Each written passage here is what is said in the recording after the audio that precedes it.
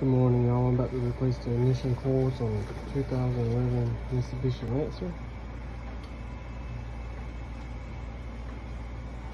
Start off by taking these 3 bolts off with a 10mm. I'm gonna go ahead and do that. Once you take them off, you know, it just comes right off, and then there's your ignition coils. And it's the same thing. You're gonna take each and every one of the bolts out, and it's a 10mm. I'm gonna go in order, one by one. All one's out, it just pops off. Put the new one on. There you go. It's just going. I just do it in order, one by one, till I got them all done. And that's how you do it.